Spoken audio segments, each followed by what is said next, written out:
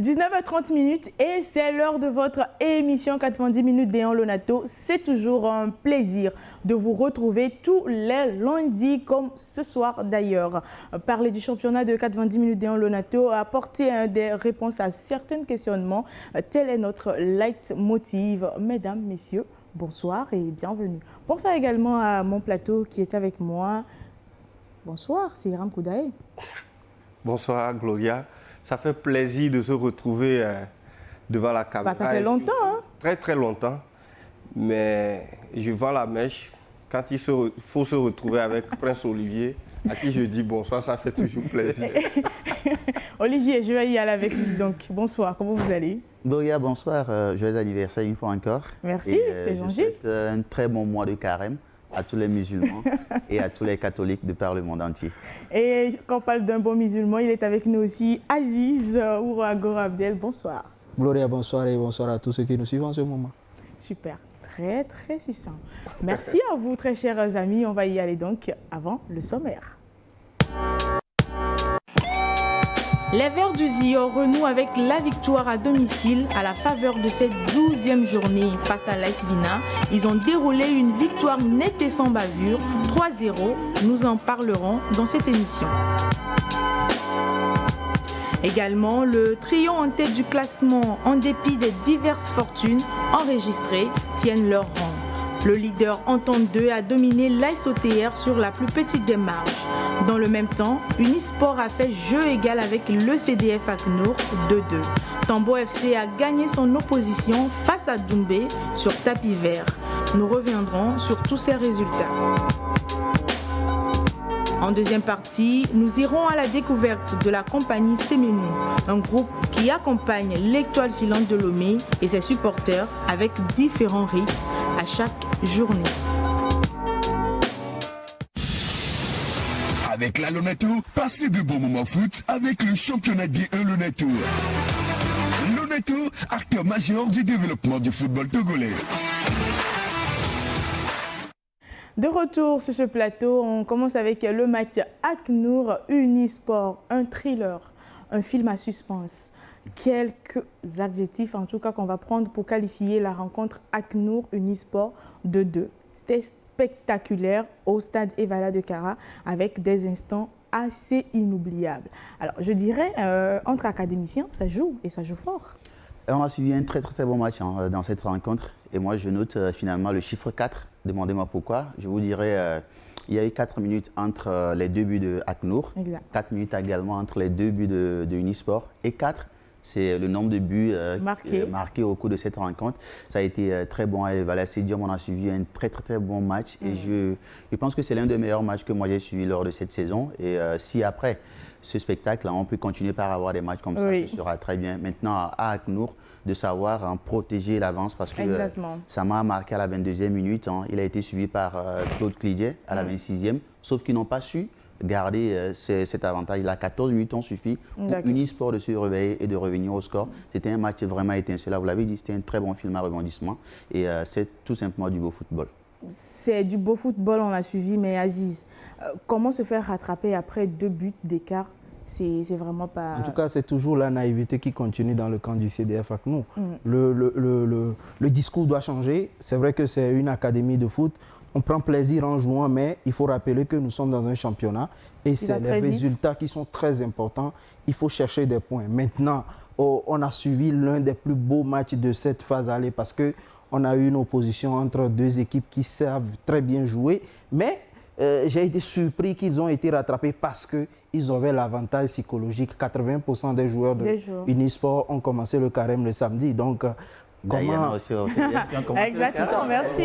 Nous aussi, la plupart aussi sont des musulmans. C'est vrai, mais quand vous prenez les 11 rentrants de Unisport, 9 je pense que c'est carême.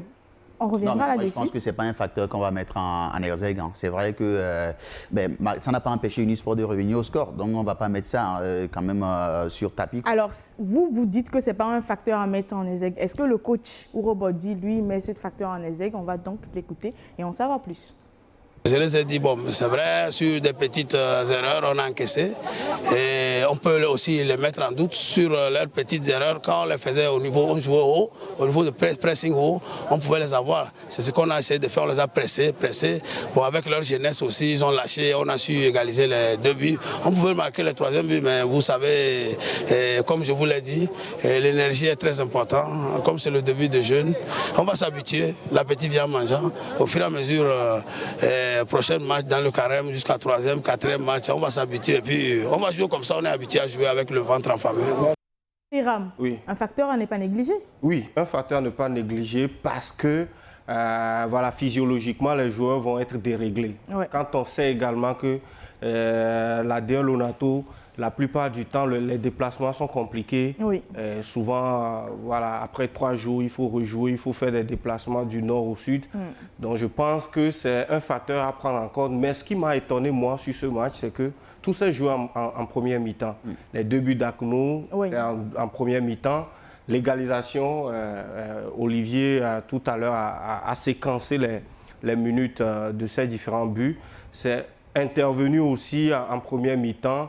Et comme aussi Aziz le dit, moi, il y a une petite question que je me pose sur cette équipe d'Aknou. Comment se fait-il que souvent on marque énormément et on encaisse aussi énormément. J'ai l'impression que quand on va faire les statistiques de cette équipe, ils ont beaucoup plus. Je crois qu'ils devraient faire partie de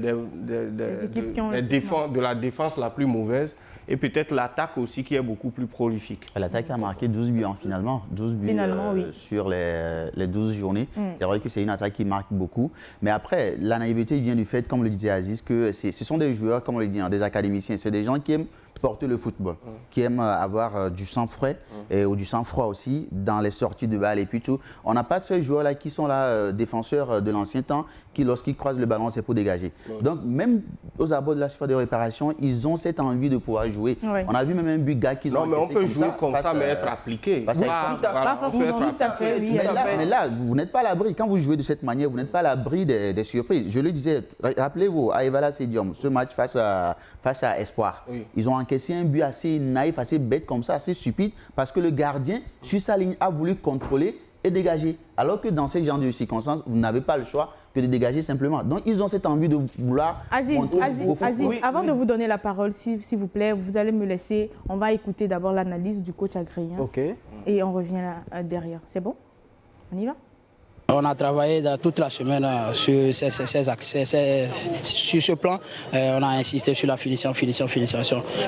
Donc aujourd'hui, on est venu, on a eu des occasions, plein d'occasions, on pouvait mettre au fond. Mais comme je l'ai dit, la chance n'était pas de notre côté. On a eu beaucoup d'occasions, on pouvait mettre au fond. On pouvait gagner le match à 5 à 4, 5, 6 buts à 2. Mais la chance ne prenait pas de notre côté. Aujourd'hui, on prend les 1 point et on repart travailler pour entamer la prochaine journée. Il parle de chance. Est-ce que vous avez décelé qu'il y avait aussi beaucoup d'occasions qu'ils ont ratées, cette équipe du CDF Aknou? Tout à fait, beaucoup d'occasions ratées. Mais il faut rappeler également que dans cette équipe du CDF Aknou, tous ces jeunes-là jouent pratiquement il y a 5 ans. Maintenant, ils se connaissent très bien. Il serait très difficile de leur inculquer une nouvelle façon de jouer parce qu'ils ont pris du plaisir à jouer. Maintenant, c'est pour ça que je dis qu'il va falloir que le discours de l'entraîneur change. Puisque nous sommes bientôt à la fin de la phase aller, il va falloir injecter... À une journée de la fin? À une journée, il va falloir injecter 2 ou 3 joueurs. Des joueurs vraiment expérimentés qui auront un grand rôle à jouer sur le terrain et en dehors. Parce que les enfants prennent du plaisir à jouer, mais il faut aller encore plus de l'avant à leur faire comprendre que maintenant, il faut prendre des points parce que celui qui ne prend pas de points, à la fin, il va payer les faux passés. Et il sera obligé de retourner en division inférieure. Moi, je pense que cette équipe joue bien. On est unanime là-dessus. Mais c'est de l'application. Au niveau de la défense, c'est d'être beaucoup plus concentré. Le football moderne, aussi assez hachée. L'équipe essaie de l'implémenter. Maintenant, il faut être beaucoup plus incisif, beaucoup plus concentré. Dans des petits trucs. Ça fait qu'ils encaissent, ils marquent et puis ils encaissent.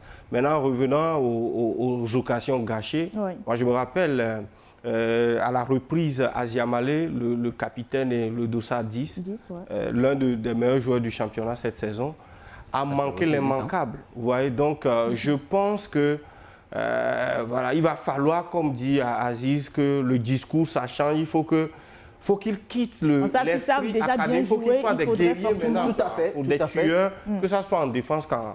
Gloria, si tu permets, je vais ajouter un petit truc. Très rapidement. Ce que je ne comprends pas également, c'est que dans cette équipe du CDF ACNOU, on a l'une des meilleures paires de défense dans le championnat. Isaac Yeboah et son compère en défense qui jouent extrêmement bien. Et ils prennent tellement du plaisir à jouer qu'ils oublient qu'ils sont dans un championnat où il faut prendre des points pour pouvoir avancer. Donc, je crois que... Je pense que ce sont des discours qu'ils sont en train d'écouter et qui vont vraiment faire attention, peut-être pour la 13e journée. N'oublions pas quand même que le CDF a perdu beaucoup de joueurs entre la saison dernière et cette saison. Même en début de saison, il y a... Ils ont perdu au moins 4. Oui, désormais, il y a 5 qui sont partis avec le dernier. C'est un peu comme Asco. On va évoluer, Toutes les autres équipes ont perdu des joueurs. Beaucoup de joueurs ont quitté le championnat. Ce n'est pas une excuse. C'est clair, c'est clair. Olivier, ce n'est quand même pas une dizaine de joueurs. On va évoluer. On va évoluer. La prochaine journée de Unisport, ça sera face à... Ils vont jouer à domicile et Urobody, lui, il se projette avant cette rencontre. 13e journée, on joue à domicile. On voulait prendre les 2 matchs à 6 points pour les 2 matchs. Comme on a pris 1 point, comme cela veut dire qu'on doit doubler d'efforts pour prendre rapidement les 3 points restants. Et par la volonté de mes joueurs, par le travail qu'on va repartir pour le faire, ce qui n'a pas été, ça va payer le prochain match pour qu'on puisse prendre les 3 points. Oui. Je pense la prochaine journée. La prochaine journée, ce sera vraiment une journée assez alléchante. Hein. Et comme je l'ai dit, ils ont su réagir face à mercredi. Exactement. Ça aussi, c'est un autre débat, parce qu'on en a parlé assez, la rapidité. On ne va pas rentrer dans ce débat aujourd'hui. Dans ce détail. Mais après, je trouve une équipe d'Unisport qui sait aussi très bien réagir. Et c'est ce qu'on a bien remarqué. C'est vrai qu'après avoir... Action-réaction, et ça va très vite. C'est aussi très intelligent. Et il ne va falloir pas qu'ils restent à réagir à chaque fois. Ils n'ont mis que 14 minutes pour revenir au score face au CDF. Je ne sais pas si avec d'autres clubs ça va marcher, mais c'est clair que c'est une très bonne équipe parce que quand vous encaissez, c'est pas la fin. Mais il faut savoir réagir pour pouvoir... Il ne faut pas aussi laisser... Action-réaction de la part d'Unisport, je suis d'accord. Mais ce qui est extraordinaire, c'est qu'ils le font avec un effectif assez réduit. Ils n'ont pas un effectif comme celui de l'entente où on essaie de modifier à chaque journée. Ce sont les mêmes joueurs qui jouent chaque fois, mais ça, ils essaient de garder. C'est un bon facteur, mais à la longue aussi, ça peut être un mauvais facteur. C'est vraiment cuisant et à la fin de la saison, risque de... Merci. On va évoluer avec une autre rencontre. 3e victoire de la saison pour le promu étoile filante lors de cette 12e journée face à l'AC Barracuda. Vivons ensemble le résumé de cette rencontre. L'AC Barracuda. Et voilà, c'est parti. Cette 12e journée. Et je sais qui pose. Alors, c'est je sais pas la défense de l'étoile filante.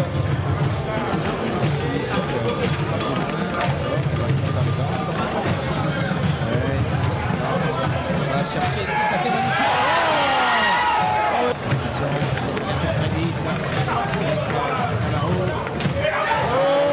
La balle. Il va trouver le poteau. Attention, cette action Batari. Ah ouais, il va. C'est nouveau 1 contre 1. Il faut être fort techniquement. Il va centrer. Bon, ça ici, il mystifie son vis-à-vis. Regardez, et ce joli centre, très bon jaillissement du numéro Dossard 12 de l'état final de Lomé. Contrôle, il faut chercher son partenaire à ras de terre et la frappe. Oh, il y a une possibilité. Oh, l'arbitre est obligé d'intervenir. Les supporters dans cette D1 Lonato. Mais attention, il y a une possibilité. Oh, qu'est-ce qu'il a fait? Là, c'est Barracuda, ça c'est mon ballon, le contrôle. Mais non, l'arbitre siffle. Oh, qu'est-ce qui se passe? Attention, les potes, tourne au vinaigre. C'est Barracuda qui a cette ambition d'aller chercher l'égalisation. Il va aller, il est seul, il y aurait Justin. C'est une nouvelle opportunité pour Barracuda. Et la frappe. L'arbitre, je pense qu'il va mettre un terme, évidemment. Il va mettre un terme à ce match. La victoire 1 but à 0 de l'étoile filante. C'est Ram. Avec le seul but d'Arissou, les shootings ont pu vraiment repartir avec les 3 points. Assez satisfaisant, le fond de jeu. avant cette victoire? Franchement, j'ai été déçu du niveau du match. Mais l'essentiel pour les deux équipes, c'est d'avoir la victoire pour pouvoir progresser dans le classement. Malheureusement, que pour Barracuda, qui est toujours dans le fond, voilà, dans le fond, c'est une défaite encore. L'étoile filante, voilà, ils ne déçoivent pas, en tout cas pour le moment, étant donné que c'est une équipe qui vient après 11 ans, voilà, passer en deuxième division. Maintenant, j'ai été déçu par le fond parce que j'ai suivi le match de la journée avant cette journée entre Étoile Filante et ACNU. Ouais. Ça a été voilà, un véritable chef-d'œuvre le jour-là. Et même si ça a été soldé par voilà, un match nul vierge, mais ici, j'ai vu un match trop musclé, haché, avec surtout le gardien de l'Étoile filante qui se couche à chaque minute, à chaque seconde, malheureusement. Gloria, je rachète les propos de Seyraman en ajoutant que... À combien d'euros? Oui, on s'attend à quelques centaines d'euros. On s'attendait à un match plus plaisant, mais je crois que l'enjeu a fait qu'on n'a pas eu un match de qualité. Et pourquoi l'enjeu? Normalement, Barracuda avait besoin de points pour se relever. Tout à fait, on avait besoin de ça, mais quand vous entendez, c'est vrai qu'ils ont passé 11 ans, quand vous entendez Étoile filante et peut-être l'AS Togoport dans le temps, on s'attendait à un match où on aura un peu plus Ce n'est plus le même impact. Ce n'est même plus le même impact. Mais la plupart aussi vous allez voir également en première division. Vous allez voir également que le but est venu sur une erreur de débutant de Joe Agbo-Kodjovi et on n'a pas eu vraiment d'action de but tout au long de la rencontre. Mais comme Seyram l'a dit, il faut prendre des points pour pouvoir se repositionner dans le classement. Oui. Alors, je suis tenté de ne pas être d'accord avec mes deux confrères parce que là, regardez ce but. Quand vous dites que c'est un but qui est venu sur une erreur, je pense que c'est un but qui a été vraiment construit. Parce que mystifier son adversaire, son vis-à-vis comme ça, ce double crochet. Laissez-le terminer. À la réception du point de pénalty, il marque ce but. Laissez-le terminer, s'il vous plaît. Qu'on est resté... moi, je suis... C'est vrai, vous savez, c'est un derby de la capitale. Étoile filante, AC Barracuda. On connaît ces genres de derby qui sont déjà avant le match, qui sont tellement étincelants, mais la réalité sur le terrain, c'est quand même des retrouvailles. Exact. C'était avant, mais n'oubliez pas qu'on a toujours cette même ferveur-là. On ne parle pas encore de l'AS Milan Seyram. Donc c'est clair que... L'AS Barracuda n'a plus... voilà. Gloria, non, mais moi je parle d'erreur sur le but parce que en tant que défenseur, l'attaquant ne doit plus passer par ce côté. Pas du tout. Parce que vous fermez l'angle de vos cages, l'attaquant peut revenir. Mais attendez, sur l'action, permettez-moi. L'entame n'a pas été du tout d'accord avec son défenseur. Non, je suis d'accord. Est-ce que Wadia Lantan n'a pas été d'accord ou non? On ne sait pas encore. Mais pour l'instant, on va écouter d'abord le coach Galé qui, lui, fait son appréciation de cette rencontre. C'était son premier match, en tout cas. On va suivre. Il faut aussi féliciter Barracuda qui était très très bien en place et qui nous laissait sortir, de balles. Mais dès qu'on sort des 25 et 30 mètres, ils impartent, ils cadrent bien le terrain. Et là, on a du mal à proposer ce que nous savons faire. Donc c'est à féliciter, c'est à mettre en exergue. Mais après, je vois que, on l'a dit, en deuxième mi-temps, j'ai amené de nouveaux sangs, de nouveaux éléments qui ont su gérer cette situation en mettant sans vie par exemple, c'est un expérimenté. Et il y a Fatao qui est rentré, plus un défenseur qui ont stabilisé, qui ont essayé de jouer. C'est pourquoi on a su proposer quelque chose de mieux par rapport à la première mi-temps. Olivier, je vous redonne la parole. Vous étiez en train de développer quelque chose. Je vous laisse terminer et en même temps rebondir sur l'interview. Oui, d'accord. Ce que moi je disais, c'est de voir à quel point quand on me dit que ça a été un match haché, ça n'a pas été un match spectaculaire, je trouve que non. Parce qu'après, on ne va pas demander aux joueurs, vous savez, ces genres de buts qu'ils ont encaissés, c'est une erreur défensive, mais je vous rassure que beaucoup de clubs peuvent encaisser ce but. Que ce soit les grands, dans quel championnat, on peut encaisser. Parce que le travail a été fait sur le côté par le dossard 11. La manière dont il fait ce double crochet, ça déstabilise forcément la défense. Et ramener ce ballon au point de pénalty. Et aussi, il y a eu cette arrivée comme une fléchette de l'attaquant qui vient mettre plat de pied intérieur. Donc, c'est difficilement défendable sur ce genre d'action parce que c'est là, il arrive à déstabiliser toute la défense. Ce n'est pas que son vis-à-vis, mais c'est toute la défense carrément. Donc, c'est clair que quand on manque une petite seconde d'attention, on peut encaisser genre de but. Et après, on a eu aussi beaucoup d'occasions de la part de l'Étoile filante qui n'ont pas été concrétisées. Ce que je déplore, le manque d'attention fait partie des erreurs que la défense a commises. Mais on va pas aussi prendre à minima le travail qui a été fait sur le côté, parce que c'est un grand travail. Exactement.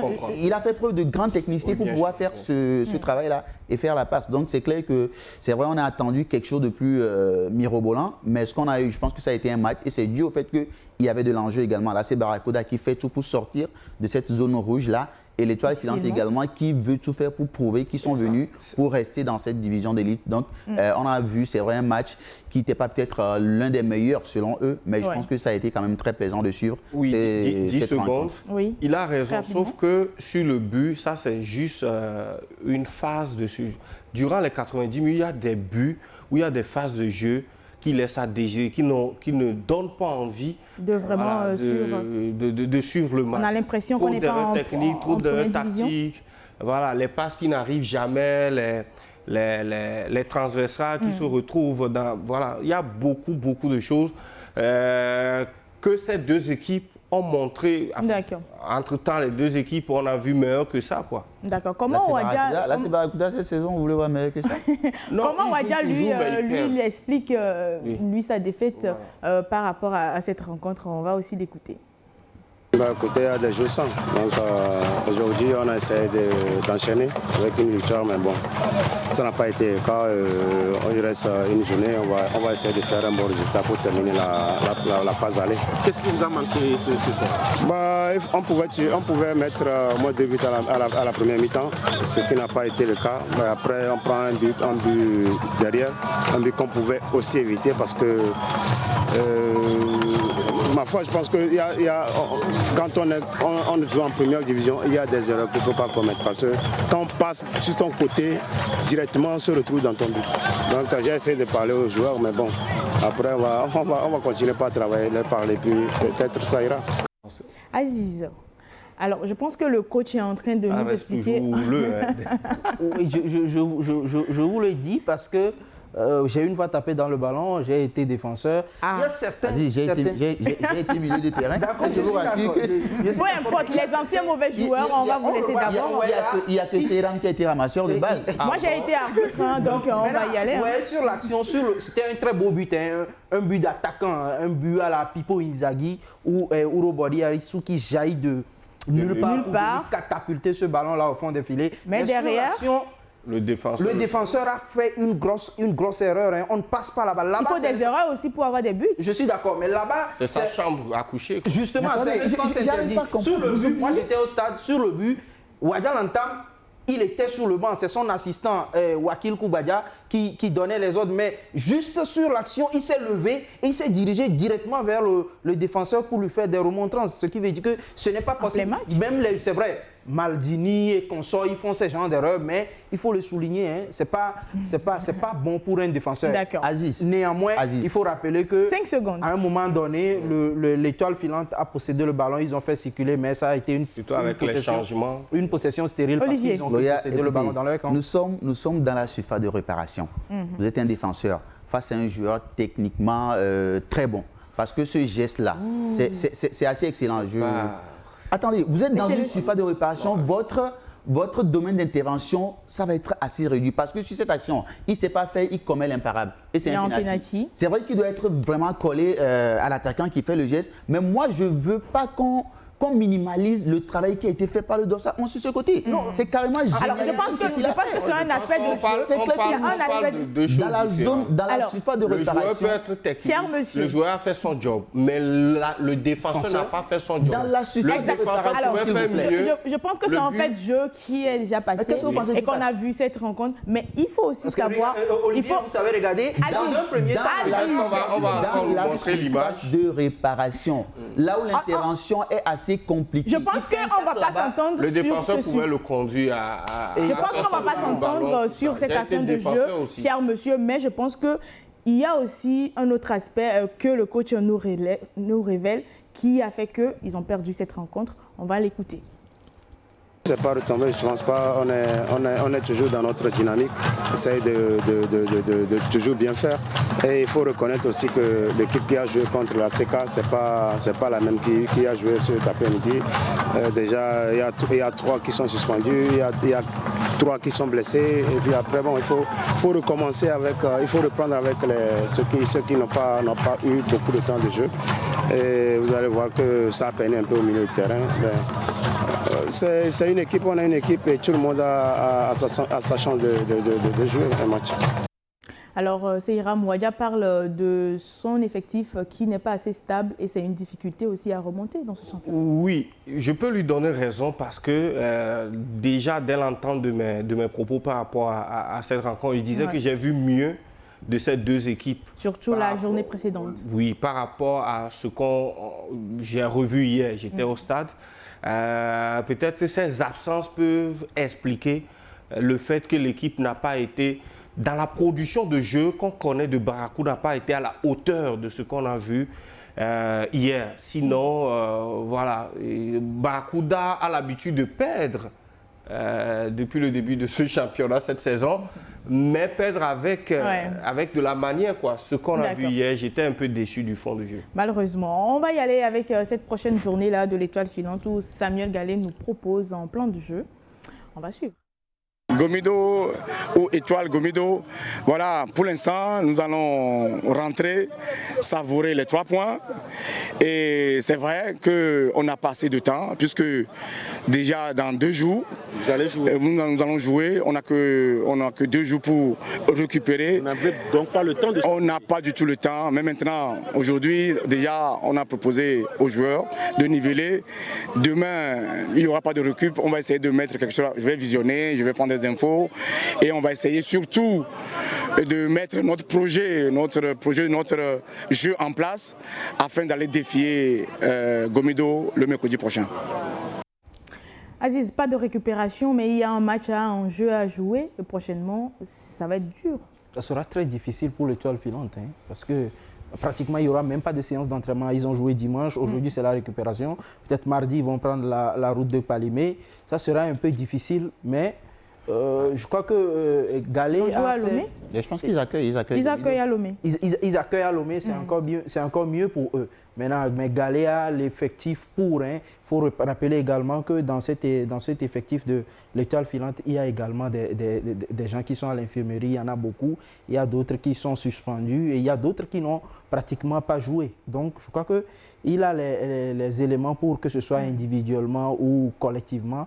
Il a les qualités pour mettre quelque chose en place et aller chercher, ou ne serait-ce qu'un point contre Gomido. D'accord. Olivier?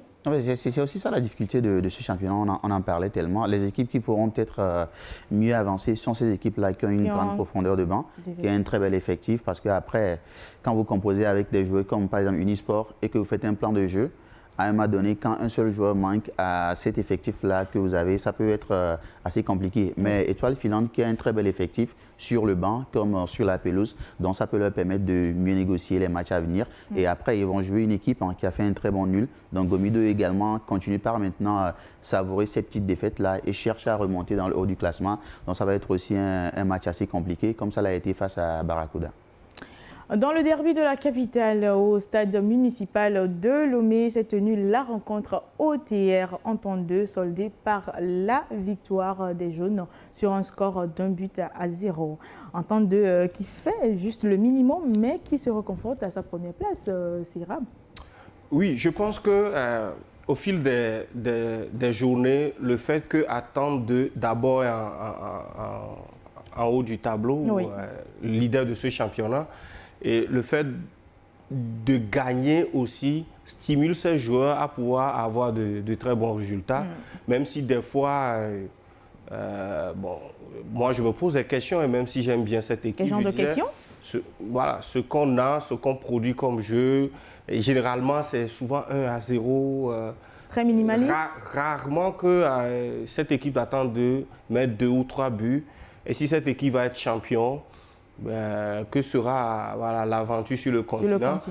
Mais l'essentiel est que Entente-2 gagne pour cette équipe qui n'a jamais été champion. Je pense que, oui, dans le discours, on a l'habitude de se moquer du staff de cette équipe qui dit oui, nous, cette saison, on veut jouer le maintien, mais en haut du tableau, et on constate qu'ils sont toujours premiers. Oui.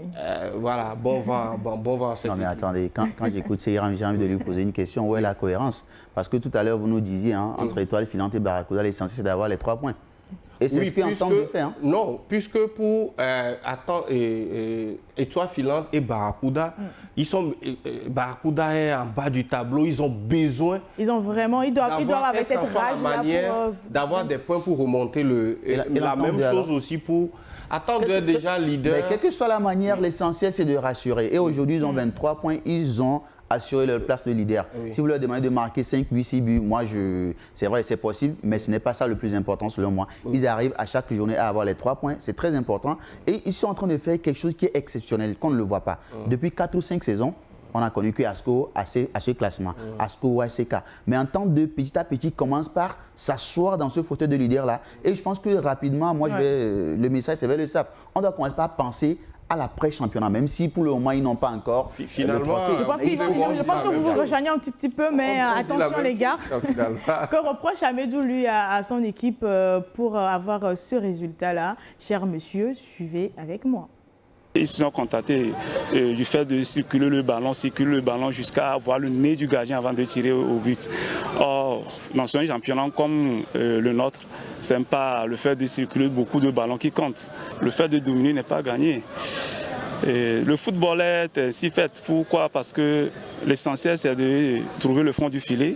Mais quand vous vous mettez à gagner en possession et que le nécessaire, vous l'oubliez, c'est ce que ça donne comme résultat. Les propos d'Amedi.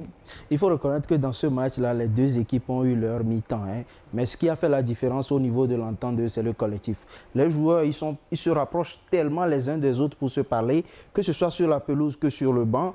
Et pour finir, vous avez des joueurs avec des qualités individuelles pas possibles comme Nukafu Victor, Akondo Hassan ou César Soumé qui acceptent de mettre toutes leurs qualités au service de ce collectif et on ne pourra voir que ce qu'on a eu la dernière fois. Maintenant, en face, on a une équipe de la OTR qui n'a pas été du tout ridicule et il faut saluer le travail que le staff technique est en train de faire. L'entraîneur, c'est un Ghanéen qui est venu il n'y a pas longtemps. Il a réussi à inculquer cette mentalité anglo-saxonne à tous ces jeunes joueurs-là. Et aujourd'hui, je pense qu'il va falloir compter avec cette équipe lors de la seconde phase du championnat. Merci. La prochaine journée, qu'est-ce qu'il faudrait forcément changer dans le jeu de l'AS OTR avant Bolesou?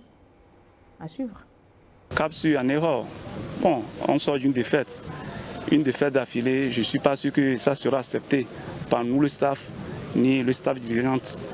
Donc, ce qui fait qu'on va y aller derrière, corriger ce qui n'a pas marché pour nous, comme on vient de le dire, ne pas se contenter de posséder le ballon jusqu'à la fin des 90 minutes, maintenant aller à l'essentiel, dans la réalité même du jeu, et pour pouvoir ramener au moins quelques précieux points de là. Il faut aller à l'essentiel, c'est très important pour avoir les 3 points. Il ne faut pas rester à attendre vraiment de rentrer dans le nez du gardien. Ils sont menacés. Ils ont le destin de Barracuda. Même s'ils ne sont pas mal classés que Barracuda, il faut maintenant, même si c'est pour marquer avec le dos, ou la cuisse, ou les fesses, il faut même marquer. Les oreilles. C'est un entraîneur assez lucide. Hein. Il faut dire également qu'il y a un certain Bruno Avotor qui manque à cette équipe-là. Et sincèrement, là, c'est Non, après, moi je le disais, depuis le départ de Bruno, c'est-à-dire qu'avant, quand Bruno voyageait avec l'équipe on sentait locale, vraiment qu'il y avait... Il y avait un manque. Mais depuis qu'il est parti définitivement, je pense qu'il y a eu ce choc-là. Exact. Et ce choc, il s'est retranscrit par la manière de jouer maintenant, de composer sans Bruno. Bruno, je crois que c'est 3 ou 4 matchs seulement qu'il a fait sur les 12. Oui. Et c'est vrai, lorsqu'il est toujours là, il marquait son but avant de partir. On lui a même posé la question à l'équipe. Mais le match qui a suivi le départ de Bruno, ils sont arrivés à marquer 2 buts. Bien sûr, et de différents joueurs. Donc on leur a demandé est-ce que Bruno les manque. Il dit non. Mais voilà, il faut qu'ils trouvent une solution. Je pense que la solution sera trouvée forcément avec les coachs, ils sauront quoi faire. Mais en attendant, l'entente 2 aussi va avoir son match retour. Qu'est-ce qu'il faut faire vraiment? Composer sans Avotor, oui ou non? On va l'écouter. Les matchs se suivent, ne se ressemblent pas. on les a vus jouer contre, je pense, c'est Étoile Filante. Oui, on les a vus jouer contre Étoile Filante. On va prendre la mesure des choses. On a une petite idée derrière, on va se préparer et on va essayer de gérer. Seydou va essayer de gérer. On espère vraiment qu'ils vont rentrer dans le jeu et vraiment nous procurer une belle victoire, sinon. Non, après, c'est, comme je l'ai dit, l'entente d'aujourd'hui est en train de petit à petit se montrer qu'ils ont vraiment cette envie de rester, de demeurer en tête, de se maintenir en haut. En haut, ouais. Et puis après, c'est quand même inédit ce qu'ils sont en train de faire. Franchement, c'est inédit. Maintenant, ça fait que, comme le disait, le fait, ils ont ce stimulant-là. Ce stimulant, c'est quoi? C'est le fait qu'ils gagnent pratiquement à chaque journée ou qu'ils ne perdent pas. Parce que quand ils ne gagnent pas, ils font ce nul-là, ce match nul, ils gagnent toujours des points à chaque journée. Donc, il y a ce stimulus-là à tous les niveaux, que ce soit au niveau du staff et des joueurs, même des supporters qui accompagnent ce club-là. Et ça fait qu'on ne continue pas à rêver, on ne continue pas à avoir cette envie-là de continuer. Après, ils vont jouer une équipe de ACNUR qui, pour moi, aussi propose un très bon football. Et donc, ça va être vraiment un choc. Il y a forcément besoin aussi de buts. De buts. Et après, victoire. Je pense que c'est l'expérience de certains joueurs, par exemple, au niveau de l'entente 2, c'est cette expérience-là qui va agir. Alors que quand on est avec ACNUR, il n'y a pas vraiment d'expérience, il n'y a pas de vécu dans la division d'élite. Donc, l'expérience d'entente 2 va peut-être prendre le dessus sur... L'ambition de Seydou dans cette phase aller, c'est quoi exactement? On va écouter une petite phrase qui nous balance.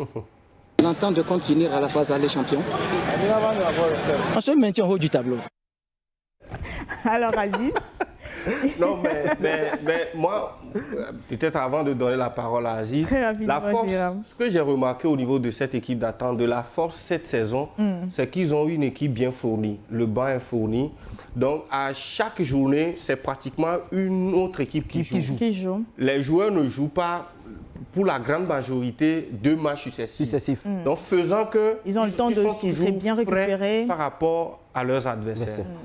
Et ça leur permet de se maintenir en haut du tableau. Et ils simplement qu'ils font une très bonne gestion de leur effectif. Parce qu'ils ont un bon effectif. Oui, vous n'êtes pas sans savoir qu'il y a Gazozo qui n'a pas joué. Il y a le jeune DJ, l'ancien de Gomido également, qui n'a pas joué. Donc, je suis d'accord avec Seyram qui dit que on arrive à faire ce jumelage-là toujours entre les anciens et les nouveaux. Je pense qu'il faut vraiment bien jouer la 13e journée pour essayer vraiment d'être vraiment maintenu vraiment au haut du tableau. Ça sera un match vraiment Ils sont déjà au haut du tableau. C'était l'AS Bina qui...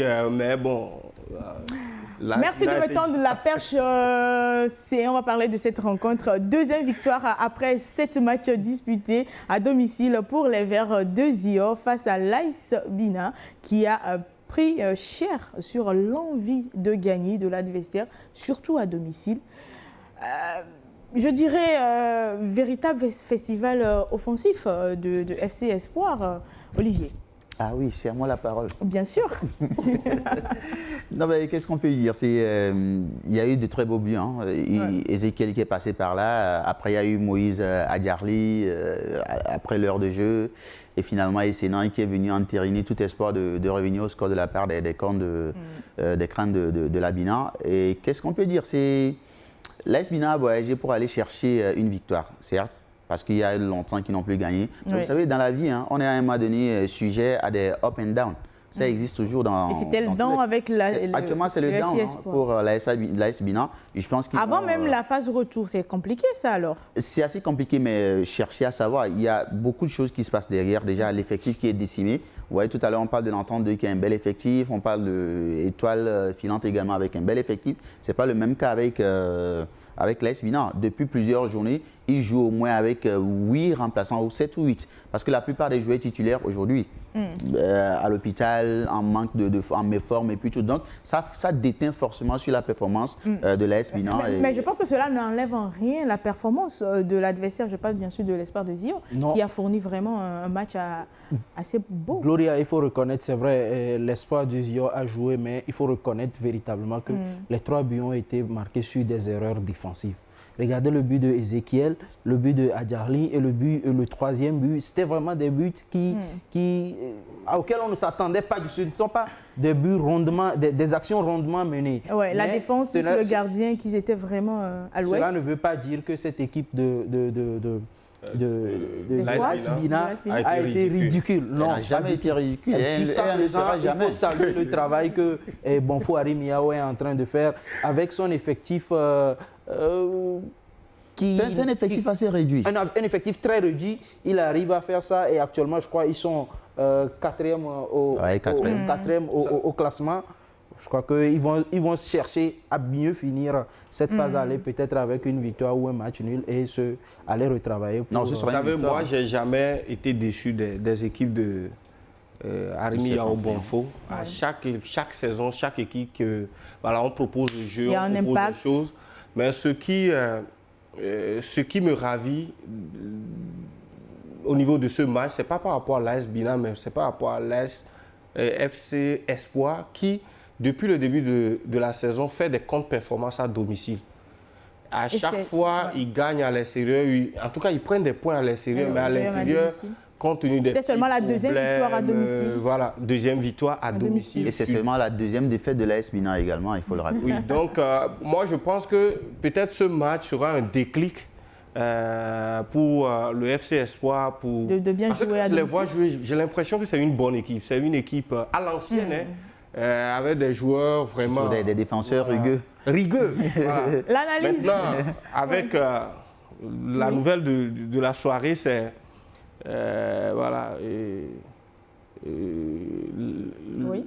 Le FC Espoir, c'est le nom que je cherche à étoffer son staff en se dotant d'un directeur technique. C'est ça? Donc je pense que ça démontre un peu les envies, l'envie de faire. La vision, le sérieux des club. C'est le public qui est trop bouillonnant là-bas. Voilà. Il faut un compo parfait. Alors, les analyses de Bola également, sur sa propre rencontre, nous intéressent. Notre ami Bola. On a pris quand même l'adversaire au sérieux, sachant qu'on avait des arguments pour essayer de gagner ce match avec un bon score. Et aussi, l'orgueil fait que je suis expatrié, que je prépare 2 coachs adjoints, qui est Aubin et Kossi, qu'on appelle Gabonais. D'ailleurs, cette victoire est due à eux. Vous ne m'avez pas vu debout aujourd'hui. C'est-à-dire que j'ai laissé Aubin gérer les matchs pour voir comment il est capable de me remplacer. Donc, c'est dû à ça. Et je pense que c'est leur victoire. Il fallait tenter tout pour le tout. Il ne faut pas seulement tourner les joueurs, mais aussi essayer de tourner les coachings.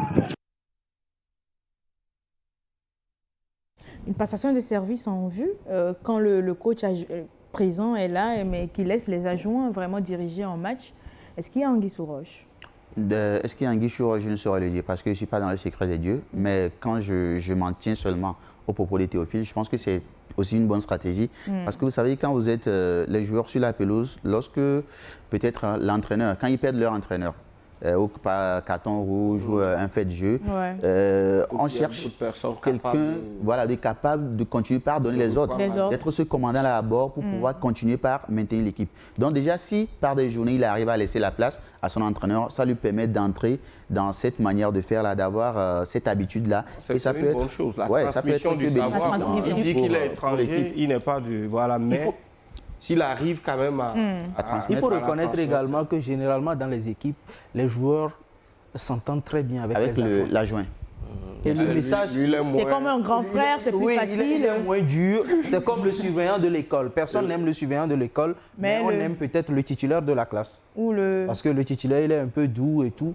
Mais c'est bien ce qu'il a fait, hein, parce que transmettre, ce n'est pas facile. Quand vous êtes assis sur le banc et qu'on ne vous donne pas la chance de coacher, ou bien de diriger un match, ce n'est pas bien. Mais cette fois-ci, cela prouve que s'il n'est pas là, il y a des adjoints qui peuvent valablement le replacer. Après, c'est aussi une manière de mettre la pression.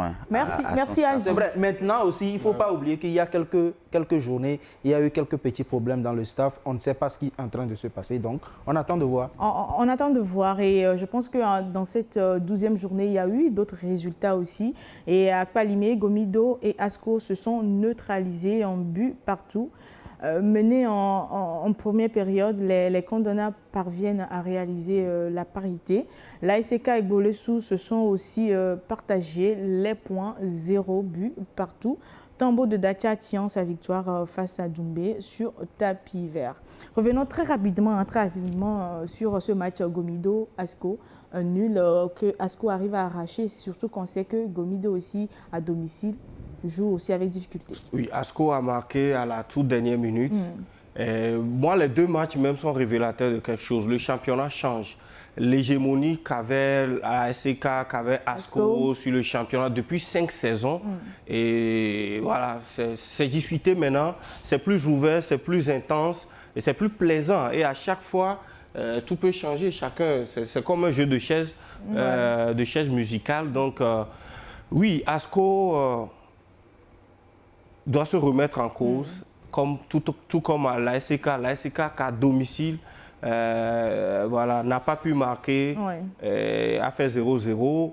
À Asko, on se disait tous, parce que les deux équipes avaient même des matchs en retard, que lorsqu'il y aura ces matchs en retard, on va reprendre le fauteuil du leader. Mais voilà, ils ont fait des matchs nuls, même perdus. L'ASK quand même a perdu face à Barracuda. Oui. Donc je pense que... Et non, voilà, merci Seyram. Je vous disais que le match en retard, Asko Esbina ne sera pas perdu par l'Esbina, ils l'ont prouvé. Et après, c'est le manque de concentration des Showboys qui a fait qu'à un moment donné, Asko a pu revenir au score parce qu'ils n'ont pas su garder cette avance-là jusqu'à la fin. Merci. Et le classement de cette 12e journée, l'Entente 2 qui est bien confortable dans son fauteuil à la première place avec 23 points plus 6, suivi de Unisport avec 20 points plus 6. L'OTR est à la 3e place. On retrouve Espoir à la 7e place, 8e place à l'ASK et 12e, 13e, 14e respectivement, on retrouve Aknour, Barracuda, Doumbé. Aziz, un classement qui est très serré quand on voit avec les points, seuls les deux premiers qui ont 2 points d'écart, sinon c'est 1 point d'écart, c'est très serré, même le bas du tableau aussi est serré. Oui, ce qu'il y a lieu de savoir, c'est que les 5 premiers garderont forcément leur place avant la fin de cette phase aller. Ils vont se bousculer en bas du tableau parce que le CDF Aknou va vouloir rester dans la zone non relégable avant de terminer, ainsi que Étoile Filante et Gomido. Mais dans le haut du tableau, ça sera très difficile. À défaut d'aller chercher des points, des 3 points, il faut aller prendre 1 point pour se maintenir à cette place-là. Maintenant, le gros boulot reste au niveau de l'AC Barracuda et de Doumbé de Mango qui doivent forcément, lors de l'intersaison. Il laissera sa place, on verra bien. Statistiques, à l'issue de cette 12e journée, on dénombre 4 victoires et 3 nuls. 14 buts ont été marqués pour une moyenne de 2 buts par match et 14,29% de victoires à domicile contre 46,86% à l'extérieur. On a l'impression qu'à l'extérieur, les équipes sont plus forts. Oui, on le disait, ça dément un peu les statistiques que nous donnait Donaldo, qui nous disait que les journées impaires, c'est là où on marque assez. Et là, on voit 14 marqués. Il faut tenir compte des 3 buts sur tapis vert aussi, qui n'ont pas réellement été marqués. Bien sûr, on peut compter. Là, si on enlève les 3, ça fait 11. Et 11, c'est beaucoup dans ce championnat parce qu'on a vu des journées où il n'y a eu que 7 buts. Oui, il y a des journées aussi, on a eu 19 buts. 19 buts. Derrière, les déplacements, à un moment donné, on pensait que les matchs à domicile étaient mieux disputés par les équipes. Mais là, avec cette journée, on se rend compte qu'il y a un peu cette tendance-là qui a changé. Et surtout aussi que la plupart des équipes, surtout au nom de joue, le domicile n'a que de nom. Tout à fait. Mais quand vous prenez au niveau des équipes, quand vous prenez l'AS Bina joue à Kara, Asko joue à Kara à domicile normal. Doumbé également, c'est des Aknour, c'est beaucoup. Il y a des équipes comme ça, mais pas sont des équipes sans domicile fixe. Quand vous prenez certains clubs. Merci les gars. 2 secondes. Oui, quand vous prenez Bolesou, Unisport, Espoir d'Izior, ils ont toujours fait très bonne impression à l'extérieur. Et quand ils vont à l'extérieur, ils marquent au moins des buts. D'accord. Merci les gars. La pause s'impose à nous. On va y aller donc et on va revenir. Comme ça, vous aurez des idées plus claires pour la suite des débats sur ce plateau.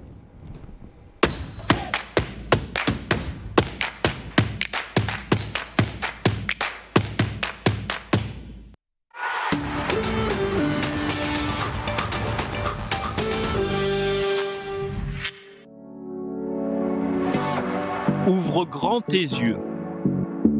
Salut. Et bienvenue dans la Goal Arena. Un multiplex où tu peux suivre toutes les actions et tous les buts des matchs qui se jouent en simultané. C'est tous les samedis à 14h20 heure GMT. Et surtout, n'oublie jamais que... Si t'es fatigué, faut joindre. Comment? On est en Afrique ou bien? Allez. Si tu es fatigué. Si t'es fatigué, faut jouer là, hein. faut jouer. La Bundesliga. La Bundesliga est là sur New World Sport. Les samedis sur New World Sport 1, c'est jour de fête avec la Goal Arena de la Bundesliga. Communiqué de la LONATO. La Direction générale de la Loterie nationale togolaise porte à la connaissance de la population en général et des parieurs en particulier qu'il lui a été donné de constater que certaines personnes se réclamant de son personnel proposent à travers des messages qu'ils diffusent sur les réseaux sociaux de fournir des numéros gagnants pour des tirages de loto. Dans leur mode opératoire, pour tromper la vigilance des parieurs, ces personnes n'hésitent pas à afficher des tickets gagnants falsifiés, des numéros de téléphone et des supposées pièces d'identité des organisateurs. Ces agissements constituent de la pure arnaque. La Loterie nationale togolaise informe les parieurs et la population qu'elle ne propose pas et n'a jamais eu à proposer de numéros gagnants à l'endroit des parieurs. Le choix des numéros sur lesquels prendre les paris reste personnel aux parieurs. La LONATO décline toute responsabilité devant ces faits qui sont de la pure et simple escroquerie. À cet effet, la LONATO invite les parieurs et la population à une plus grande vigilance pour ne pas tomber dans le piège des arnaqueurs. Les recherches sont en cours pour identifier les auteurs de ces actes qui seront soumis à la rigueur de la loi. La Direction générale. L'UEFA Europa League. Que c'est beau. Quel début de match. Pour conquérir le trophée, la frappe. Il faudra bien viser l'objectif. C'est comment. Le festin a été bien préparé, savourez-le en exclusivité sur New World Sport. Un match de 90 minutes, un match d'évasion et de passion. Cette rencontre, à chacune des journées, des résumés, analyses, découvertes avec nos meilleurs consultants et acteurs du foot. Au début de la saison, je le suivais et il avait dit dans une interview que toutes les équipes sont battables. Hein. Aucun aspect ni secteur n'est épargné. 90 minutes D1 LONATO, la vitrine par excellence du championnat de foot togolais, tous les lundis à partir de 19h30 sur New World Sport 5 et New World Mix.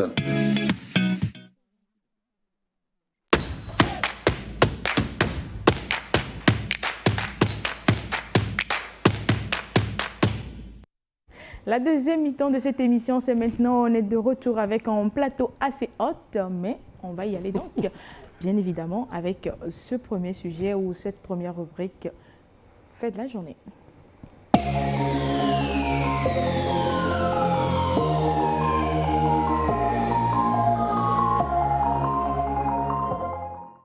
Alors, depuis quelques journées déjà dans cette émission, on soulève un problème assez récurrent du club Doumbé, le club de Mango, qui souffre réellement d'une grande crise financière. Une crise qui, malheureusement, leur a entraîné ce week-end, cette semaine, à ne pas, malheureusement, pouvoir voyager pour Attaque Mamé pour retrouver Doumbé. Et finalement, un tapis vert qui...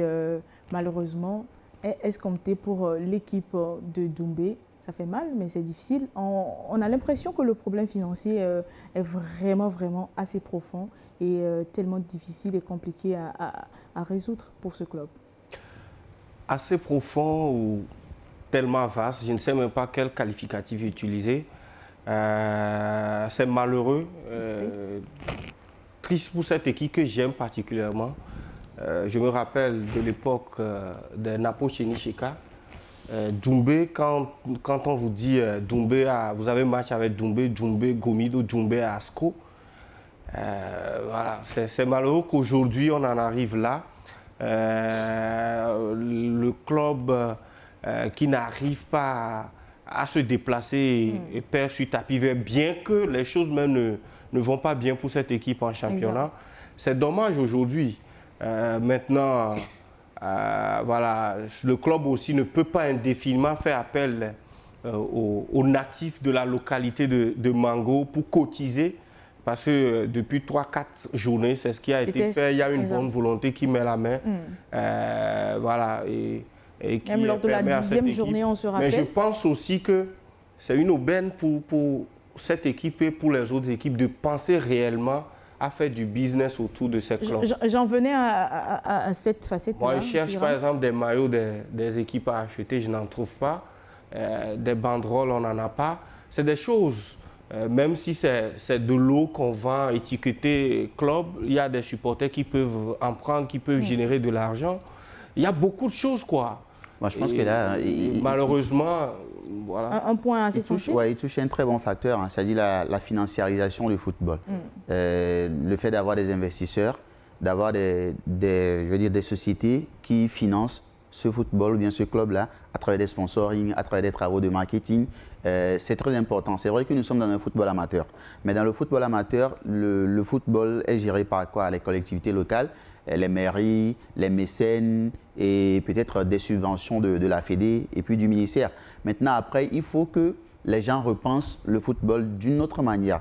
D'une autre manière, c'est-à-dire amener, même si on est amateur, voilà, amener des équipes à être assez indépendantes ou assez autonomes, sans forcément attendre toujours le soutien de la Fédé et du ministère. Donc ça peut passer par tout ce qu'il est en train d'essayer, des petits marketing ou des petites actions de financiarisation. Ça veut dire que c'est un marketing assez profond que le club doit vraiment réaliser derrière pour pouvoir vraiment s'en sortir. Il va falloir repenser la gestion du club. Cette situation-là, elle est prévisible parce qu'on se rappelle qu'il y a une journée où Doumbé s'est déplacé à Lomé de façon... C'était la 10e journée. À 1 heure ou à 2 heures. À 2 heures, ils sont arrivés. Je crois que c'est à Néro. C'est à Bolesso. Et puis ils ont perdu par un fait du jeu.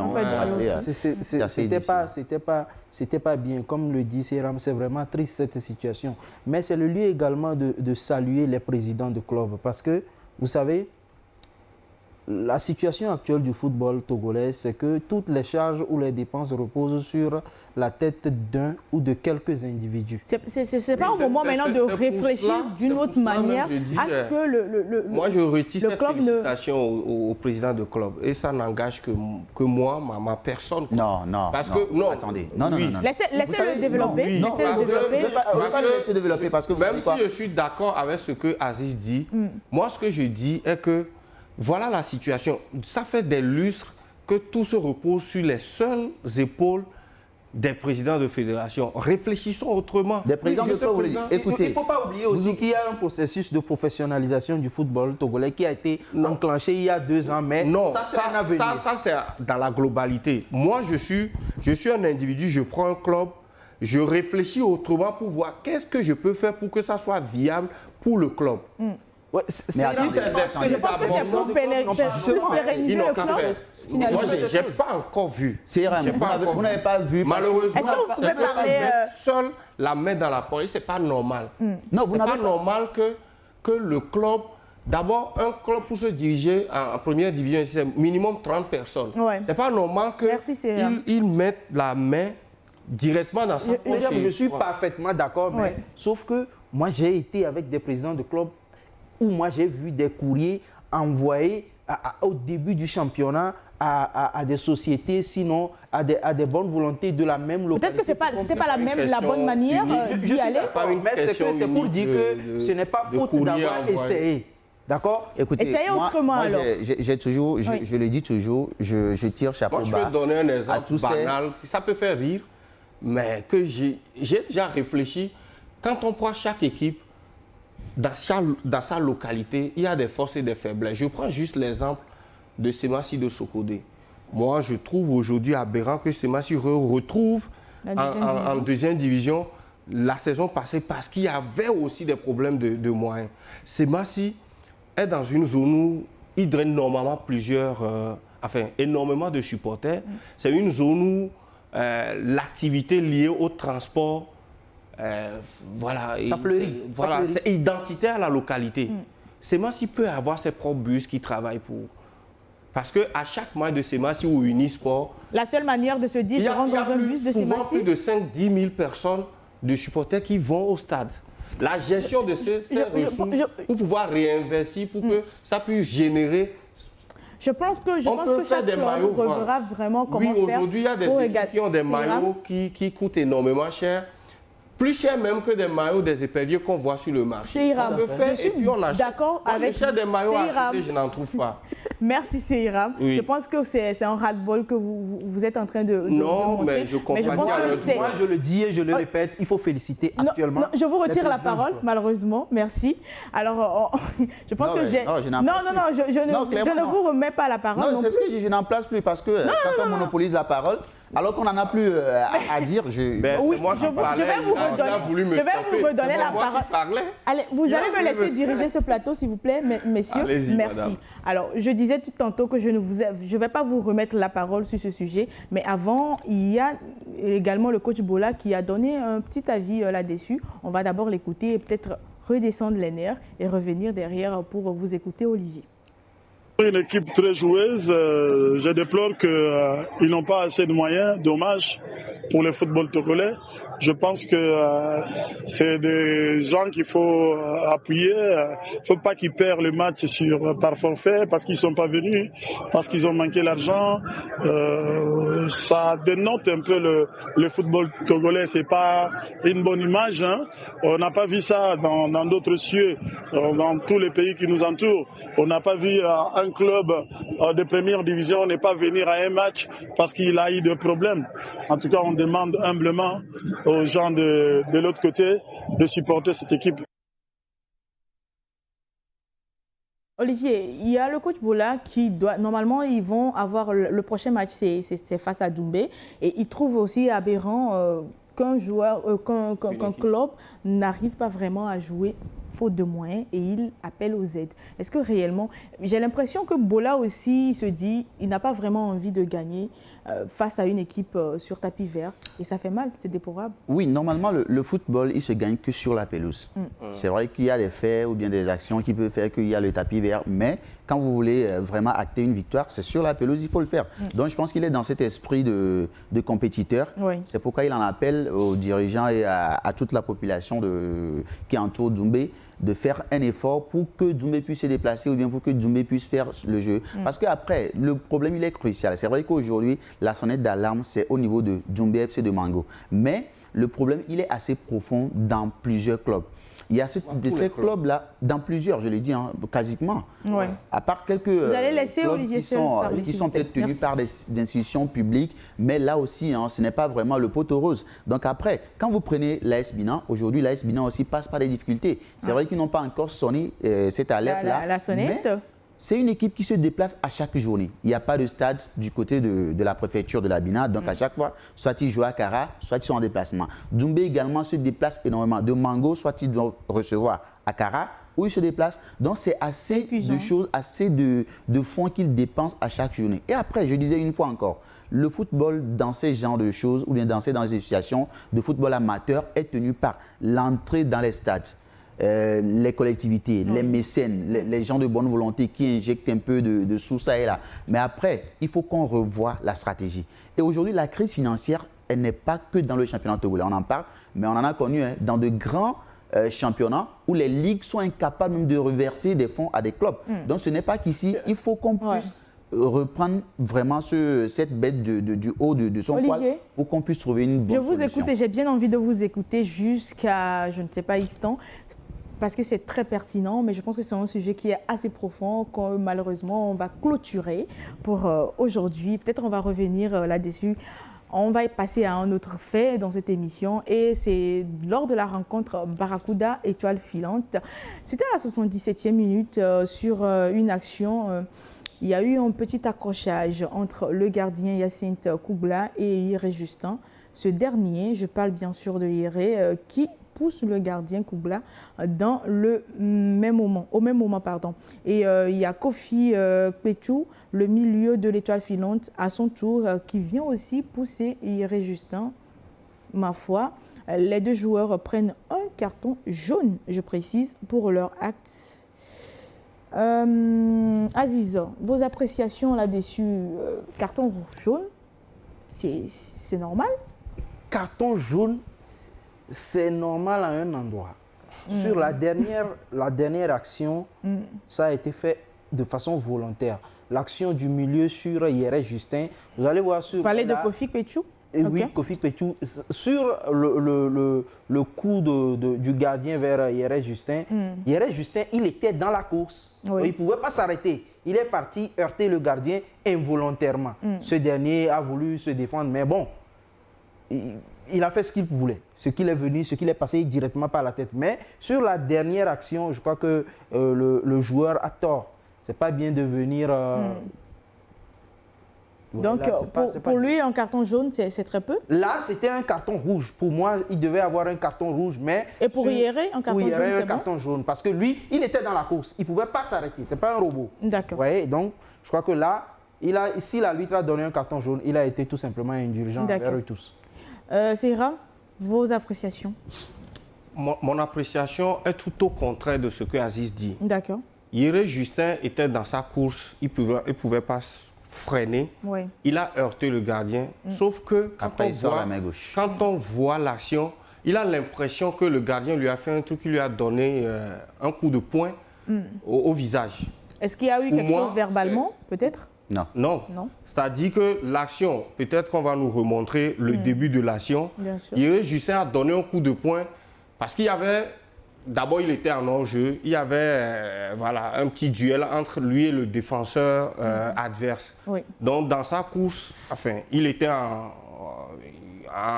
rotation, si je peux me permettre de dire ça. Il a heurté le gardien qui avait les deux bras. Levé. Voilà. Il a donné un coup de poing. Je pense que là-bas, c'est du rouge. Maintenant, le comportement du rouge pour Yere, c'est ça? Yere. D'accord. Le comportement de... comment l'appelle-t-on? Le 6, hein? Le 6 ou le 8, Kofi. Le 6, voilà. Voilà. Lui, je pense que son carton jaune est mérité. Lui donner un rouge, je crois que ça serait beaucoup plus... un peu sévère. Même si lui aussi, on peut lui donner un rouge. Mais Yere devait, à mon avis... À votre avis? Je peux faire faux. Avoir un rouge. Olivier? Non, après, la première des choses, permettez-moi, je ne suis pas du tout du même avis que lui. Parce que le dorsal 6, regardez, là, quand on suit un peu son action, il allait jouer le justicier. Parce que pourquoi jouer le justicier quand il y a un arbitre sur le terrain? Justement, c'est ça la question. Ça veut dire que l'arbitre qui lui donne un rouge, on lui inflige une biscotte. Je pense que l'arbitre a été très clément. Parce que lui, Petchou, le 6, il méritait vraiment un rouge. Parce qu'en aucun cas, en aucun moment, il n'était impliqué dans l'action. Il vient faisant semblant de lever la main pour aller donner ce coup. C'est très, très, très vilain de sa part. Et il a pris un jaune, je pense que c'est assez clément. Mais revenant par rapport à Yere et puis le gardien. Yere Justin s'est vu un peu, je vais dire, un peu attaqué. Parce que le gardien, vous sortez pour prendre le ballon, regardez, les deux mains, les deux gants vers le joueur. Lui qui ne maîtrisait même pas sa course. Après, ce que je peux reprocher à Justin, c'est la main gauche qu'il sort vers le gardien pour se défendre. Là aussi, ça lui vaut un carton jaune bien mérité. Et après, je pense que le gardien aussi doit prendre un jaune. Koubla, dans cette altercation, le gardien aussi doit prendre un jaune. Et après, le 6, qui n'était en aucun moment, en aucun cas impliqué dans cette action. Quand tout est déjà... Regardez, là, il va carrément pour aller impliquer. Avec son capitaine. Hein, et c'est le capitaine. C'est vrai qu'on connaît ces lois-là qui, désormais... demande jusqu'au capitaine d'aller réagir. Mais là, le capitaine qui était à côté, il va lever le coude. C'est vraiment vilain de sa part. Et s'il prend un jaune, je pense qu'on aurait pu, peut-être, si la VAR y en avait, il aurait dû écoper d'un rouge. Et puis les deux qui sont en altercation, c'est-à-dire le gardien et puis Justin, des jaunes, je sais que ce serait parfait. Merci pour vos appréciations, j'y arrive. Je pense que c'est à chacun de voir mais il faudrait vraiment que ça sensibilise. J'en venais, ça sensibilise vraiment les joueurs à ne pas avoir ces genres de comportements qui sont assez vilains à voir. Et c'est un championnat qui est diffusé sur Neo TV et qui doit normalement vendre des joueurs. Et donc, ces genres de situations on ne devrait pas les voir. Oui. Alors, on va passer à une autre action. Qui dit une autre action dit un autre match forcément. Et là, c'était au stade Dr Kaolo. s'est tenue la rencontre Espoir-Binin où il y a eu un fait qui a retenu notre attention. Il y a un ramasseur de balles qui se plaisait à ramener les ballons qui sortaient très tardivement, qui prenaient son temps, qui essayait en tout cas de perdre un tout petit peu de temps et l'arbitre qui a vu l'a donné un carton rouge et a fait sortir rapidement le ramasseur de balles. Et les supporters, parfois, derrière aussi, applaudissaient et qui disaient wow, c'était bien par rapport à ce que le ramasseur de balles faisait. Je pense que c'est une des situations aussi à peut-être combattre. Ce sont des situations à combattre, mais il ne faut pas oublier que ces petits ramasseurs de balles-là sont des natifs de Tchévier. Ils ne sont pas venus de Lomé. Donc, ils veulent voir leur équipe gagner. Quand votre équipe mène, il y a de ces genres de comportements-là. Mais vous allez voir, le comportement du public m'a vraiment étonné. Hein. Et on l'acclame. Hein. Justement, le comportement m'a étonné. Parce que normalement, en l'acclamant, j'ai cru comprendre qu'on est en train d'acclamer la décision de l'arbitre. Mais c'est quand le petit s'est approché de la grille que j'ai compris que non, c'est le petit qu'ils étaient en train d'acclamer parce qu'ils étaient en train d'encourager, soit disant ce que tu as fait c'est bon et il faut le faire prochainement. En fait, c'est un peu ça. Mais je salue cette décision, vous voyez là, je salue cette décision de l'arbitre qui a donné un carton rouge et l'a expulsé. Oui, après, ce que les gens n'ont pas compris, c'est que tous les acteurs impliqués dans le déroulement du match pendant les 90 minutes ou plus sont enclins à des cartons, à des exclusions, exact. Que ce soit l'entraîneur, les ramasseurs et puis tout ce qui sont les joueurs sur la pelouse. Et après, vous savez, quand vous jouez, à chaque fois quand vous vous déplacez, la plupart du temps, c'est l'équipe locale qui reçoit, qui offre les ramasseurs de balles et puis tout. Donc, je pense que ce petit, il a peut-être reçu des instructions. Parce que, je l'ai dit pourquoi, à travers l'acte qui est fait après. Après qu'on ait exclu le petit, vous voyez que tout le public l'acclame pour dire qu'il a fait un très bon travail parce qu'il permettait de gagner un peu en temps. Et je pense qu'on en a vu plusieurs fois, il y a eu de ces genres d'actions où les joueurs sont obligés même d'aller chercher le ballon. Et ça, c'est pas que dans le championnat togolais. Hein. Partout, on en voit. Même, j'ai eu un cas où ça a été un peu drôle, où le gardien était obligé d'aller prendre le ballon. Et après, la discussion avec le ramasseur, on lui a dit que ce ballon ne devait pas être donné. Donc, ce n'est pas qu'au Togo que cela existe, mais je pense qu'on doit arrêter ça. Sous d'autres cieux, ça se fait. Et l'arbitre, je donne vraiment un carton vert à l'arbitre qui a su comprendre la nécessité d'exclure ce genre de... Je pense que je dois me faire des cartons dans cette émission pour voir certaines fois vos réactions. Seyram ? Là, je donnerais un rouge et un carton rouge à Seyram. Oui. Clairement. Non, pas à vous sur ce plateau, mais au fond. Ben, moi c'est ce qui donne le charme au football. On se rappelle, hein, finale de la Champions League, Liverpool... Real. Je ne sais pas si c'est de ce match, où le ramasseur a été contre le Barça, je crois. Ah, ok. Le ramasseur a été très rapide. Ça a permis à Liverpool de gagner. Ça, c'est tout à fait. Quart de finale en 2017, en Barça-Liverpool, 4-0, match retour. Maintenant, le truc, c'est qu'on voit encore dans d'autres situations où les ramasseurs de balles essaient de traîner, parce que leur équipe est sous tension, leur équipe est en train de gagner, peut-être qu'il reste très peu de temps. Chacun essaie de donner, de participer d'une manière ou d'une autre pour que son équipe gagne. Donc, pour moi, c'est de bonne guerre. Mais ce qui peut-être un peu...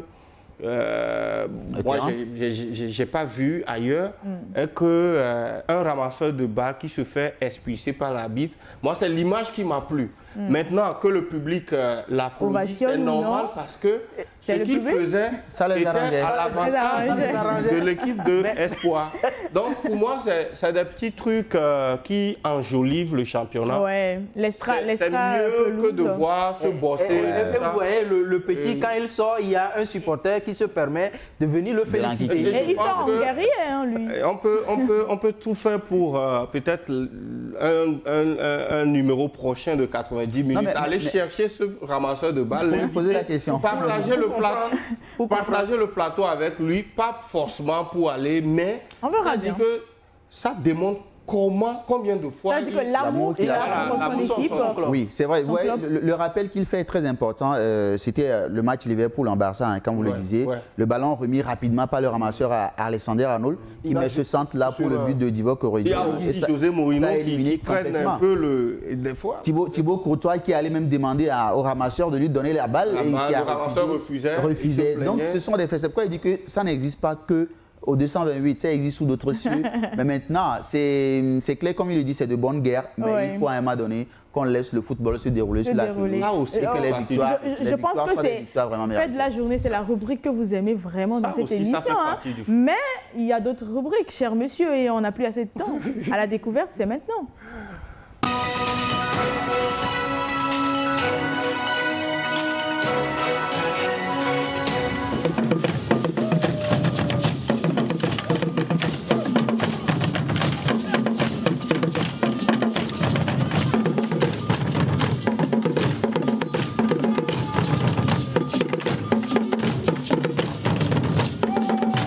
Leur rythme, leur cadence, leurs chants écrits résonnent et enveloppent les rencontres de l'étoile filante de Lomé depuis quelques journées de la D1 Lonato.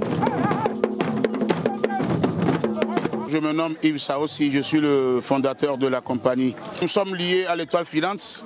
À chaque moment que l'équipe sorte, là on est là pour les soutenir. On les appelle la compagnie Semenou. Et pour permettre aux shooting stars de retrouver la voûte céleste, c'est dans les profondeurs du Togo que la compagnie tire sa substance.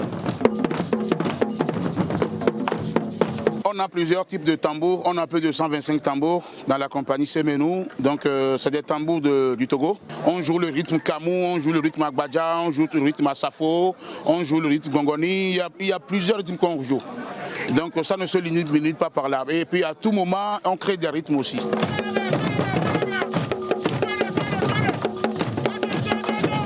Créer pour se réinventer, donner de la voix pour insuffler de l'énergie et de l'allant aux joueurs de la Viva Filante.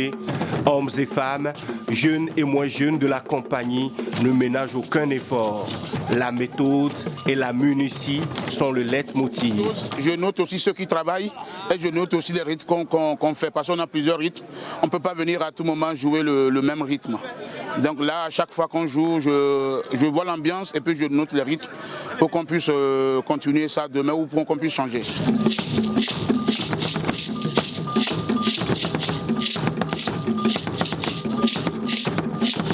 À l'étoile filante, on leur souhaite longue vie, surtout la force, et je crois qu'ensemble on ira loin. Et longue vie à l'équipe de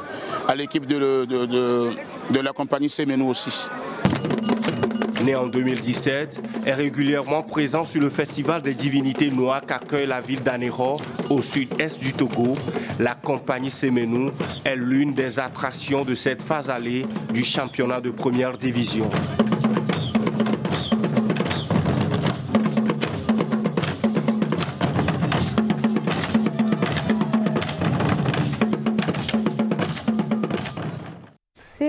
C'est votre voix derrière et je pense que vous êtes apte à mieux nous expliquer.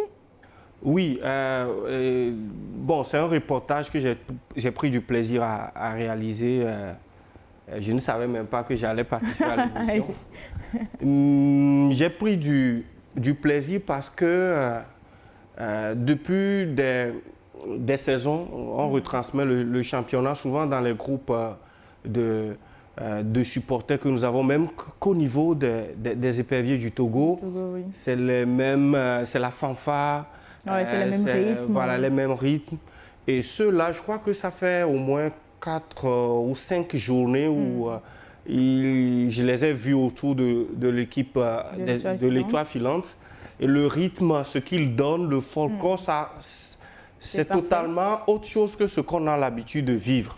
Donc voilà, pour ce match entre l'étoile filante et Barracuda, je me suis dit pourquoi pas amener ma caméra, aller danser, chanter, vivre un peu cette ambiance avec eux, surtout avec ces tambours qu'on voit peut-être dans nos musées aujourd'hui ou dans des couvents ou dans des festivals dédiés aux divinités. Le petit truc qui m'a manqué, j'aurais vraiment voulu vous voir danser avec cette troupe-là, histoire de nous montrer réellement Oui, la prochaine fois, vous aurez. J'essaie de danser. Non, c'est pas danser. Sauf que je suis en convalescence, donc j'ai dit danser ou prendre du temps pour mieux faire le reportage. On espère que cette convalescence-là ne va pas durer. On espère. Okay. Je pense qu'une fois aussi, acclamer vraiment ou dire merci à Seyram pour tous ces dossiers-là qu'il nous propose dans cette émission. On en a vu tellement. Ouais, et aujourd'hui, on est très content de l'avoir.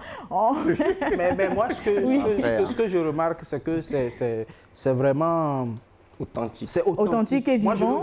Moi, j'étais au stade hier, je voyais Seyram là-bas, je me posais la question de savoir qu'est-ce que ce monsieur-là veut faire avec ce groupe-là. Mais c'était bien. Ça n'a rien à voir avec ce que nous avions l'habitude de voir au stade. C'est les fanfares, les chansons que nous connaissons. Même Macron, à la première journée, a envoyé des groupes. Vous savez ce qui a marqué, ce qui a été assez particulier lors du Mondial 2010 en Afrique du Sud? C'est le son zoulou, le rythme là. Et je pense qu'aujourd'hui... cassé complètement. Ça a cassé les codes, ça a été quand même particulier. Et aujourd'hui, je pense qu'eux, quand ils viennent comme ça, c'est des gens qu'on a l'habitude de voir. C'est des festivaliers. Tambours, si on peut avoir c'est assez énorme. Vous savez, quand vous arrivez au stade, c'est tout à part ce qui se fait sur la pelouse, tous ces event-side là, ça permet aussi de se sentir. C'est le 12e homme qui derrière, donne cette force-là. Avec eux, on se croyait dans un festival à Buenos Aires ou à Rio. Ou à Nehor, festival des divinités noires. Donc ça permet aussi de voir nos traditions ou bien nos coutumes autrement. Ça permet également de transmettre et de faire voyager cela. Ce n'est pas que la pelouse, mais à côté, ces genres de choses. Je pense que c'est à saluer. Et pour finir, il le disait, il a préféré sa caméra parce qu'il ne sait pas du tout danser. J'en étais sûre que vous allez finir avec cette phrase-là. Je vous connais tellement, Olivier. Mais en attendant, on va y aller très rapidement avec la 13e journée qui s'annonce très très rapidement. Ça sera très bientôt. On aura l'AS Côte-Cara qui va jouer l'AS Tambo. Unisport va rejoindre Barracuda. Gbolesou, AS OTR vont se donner rendez-vous. On va voir aussi Étoile Filante Gomido, Bina ASK, Doumbé Espoir en temps 2, CDF ACNO. Alors, chacun vous allez réagir sur un seul match et très rapidement. Moi, je prends directement le match Doumbé FC Espoir.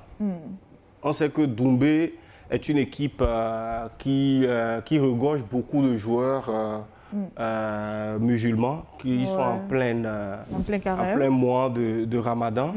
Et ajouter aux difficultés financières, heureusement qu'ils ne sont pas en déplacement cette fois-ci. Ils se déplacent de Mango à Kara. Ah bon, ils jouent à Kara qui est leur domicile. Un déplacement minime par rapport.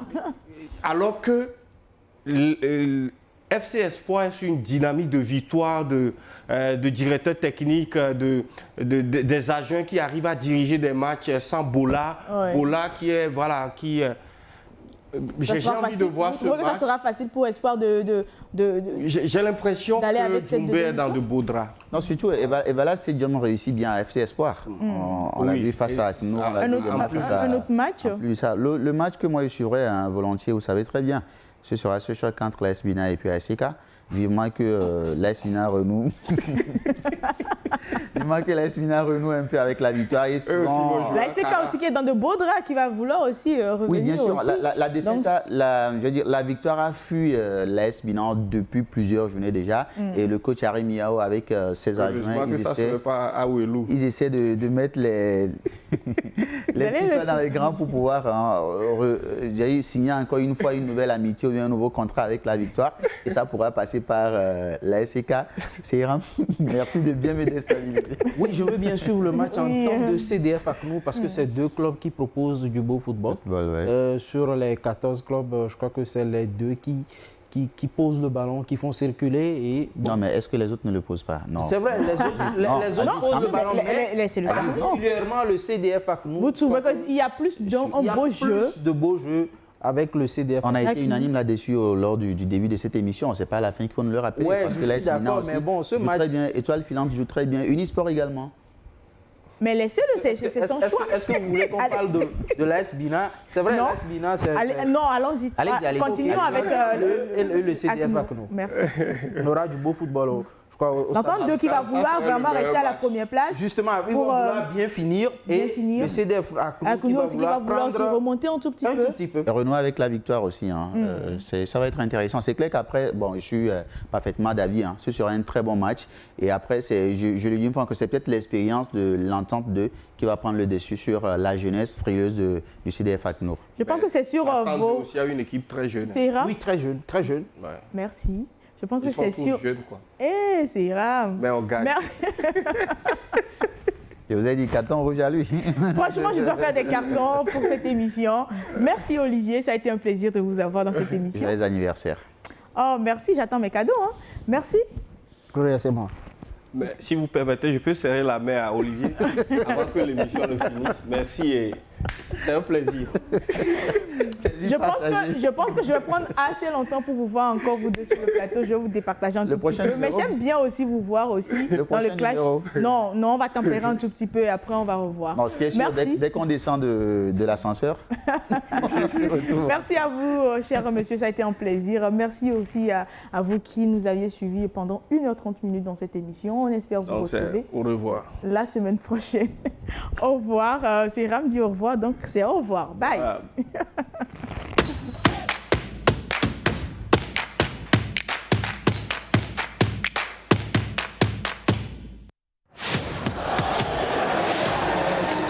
L'UEFA Europa League.